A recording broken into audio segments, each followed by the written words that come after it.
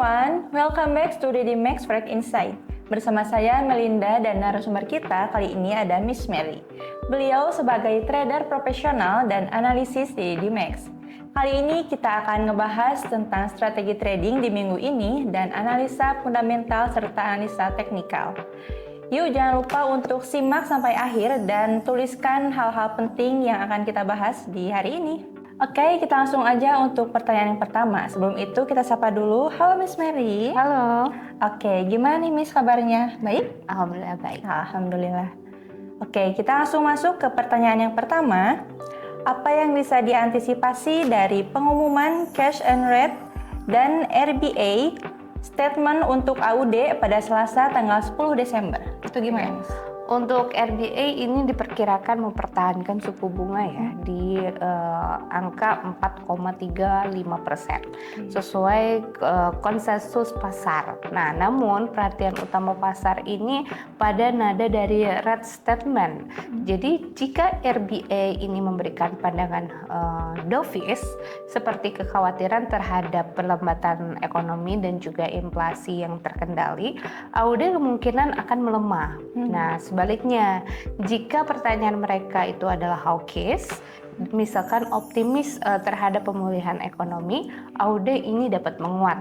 Nah, untuk strategi tradingnya ini akan diperhatikan untuk reaksi AUD USD-nya sendiri terhadap level resisten di harga 0.64548 dan supportnya di 0.63712.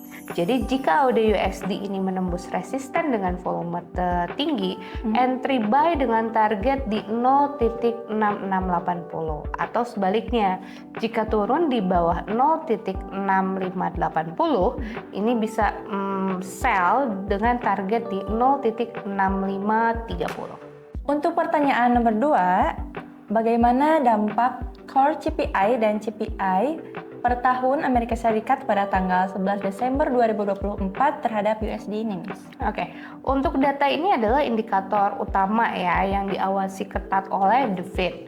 Nah, jika core CPI dan juga CPI years to years-nya ini tinggi lebih dari ekspektasi, nilainya di 0,3% dan juga 2,7%, pasar bisa mengantisipasi kebijakan moneter yang lebih ketat.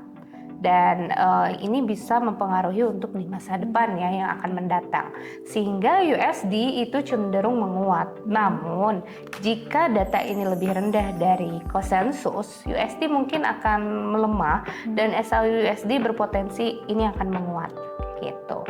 Nah, untuk strategi tradingnya di sini dampaknya jika kita masuk ke pair USD JPY, ini memperhatikan level resisten di harga 151.240 dan support di 148.646. Nah, jika inflasi tinggi USD JPY ini bisa naik. Nah, kalau misalkan buy on breakout ini bisa di atas 150.300 dengan target di 150.640. Sebaliknya nih, jika data tidak sesuai, maka peluang sell di bawah harga 149.50 dengan target di 148.80. Untuk pertanyaan nomor 3, ini apa yang diharapkan dari keputusan overnight rates dan conversion pairs BOC untuk CAD? Itu gimana, Miss? Oke, untuk BOC ini diperkirakan menurunkan suku bunga ya dari 3.375% ke 3.25%. Penurunan ini mungkin melemahkan CAD nih. Jadi jika disertai nada dovish seperti kekhawatiran perlambatan ekonomi. Namun jika konferensi pers ini memberikan pandangan yang optimis, CAD mungkin akan stabil atau bahkan menguat gitu. Nah, untuk strategi tradingnya di sini fokus pada pasangan USD CAD. Jika USD CAD menembus resisten di harga 1.41784 setelah keputusan dovish, kita entry buy dengan target 1.43355. Nah, sebaliknya, jika BOC ini mengejutkan dengan mempertahankan suku bunga, kita akan sell di bawah support dengan target di base-nya atau bisa ditargetkan mendekati support mayornya. Next, untuk pertanyaan nomor 4, bagaimana data ketenagakerjaan Australia pada Kamis tanggal 12 Desember yang mempengaruhi AUD? Itu gimana, Miss? Oke, untuk data employment change yang lebih tinggi ya dari perkiraan di angka 26.0K dan penurunan tingkat pengangguran juga akan memperkuat AUD. Karena ini menunjukkan pasar tenaga kerja yang sehat. Sebenarnya jika data di bawah ekspektasi atau tingkat pengangguran naik, AUD bisa tertekan. Nah, untuk strategi tradingnya, kita fokus di AUD USD. Yang bisa diperhatikan mungkin AUD USD saat menyentuh Fibonacci di level 61,8 yang berpotensi menjadi level retracement-nya.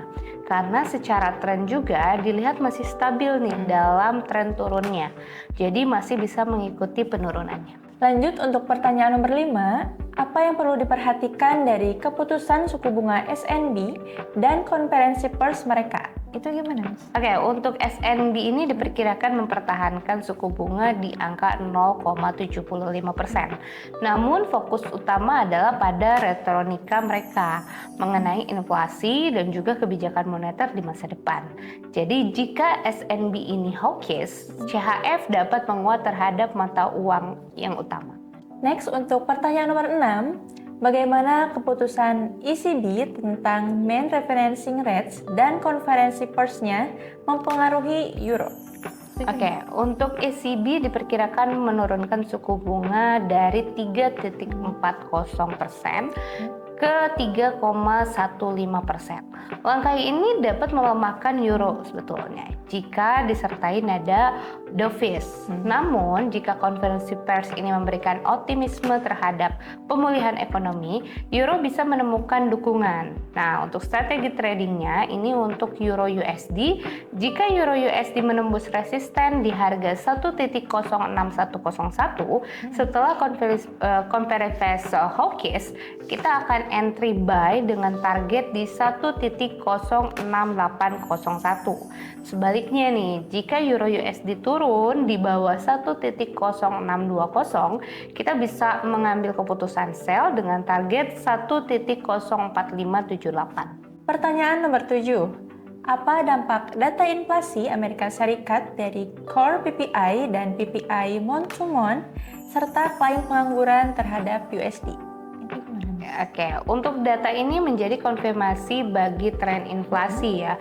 Data inflasi yang lebih tinggi dari ekspektasi di angka 0,2% ini dapat menguatkan USD. Sedangkan klaim pengangguran yang lebih rendah dari perkiraan akan memperkuat sentimen positif terhadap pasar tenaga kerja.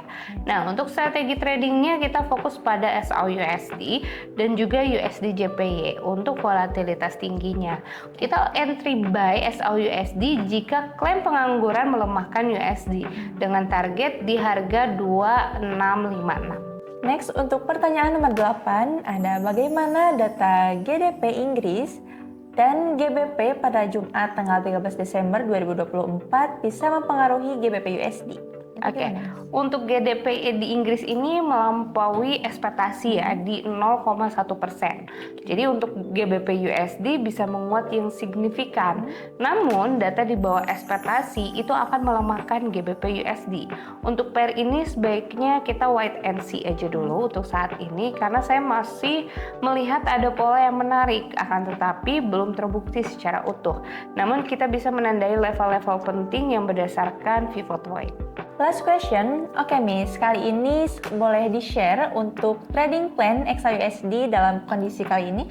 Oke, untuk berdasarkan teknikalnya, strategi yang dapat diberikan adalah memanfaatkan area golden ratio ya sebagai zona supply and demand-nya, itu yang paling utama. Untuk buy, kita tunggu harga menyentuh support di harga 2658 dengan konfirmasi pola candlestick bullish. Nah, dengan MA meraih melengkung ke atas juga. Jadi jangan lupa juga pakai SL di bawah 2655 dan TP-nya di resisten di 2661. Sebaliknya, kalau untuk sell kita tunggu harga menyentuh resisten di harga 2661 dengan pola candlestick bearish ya.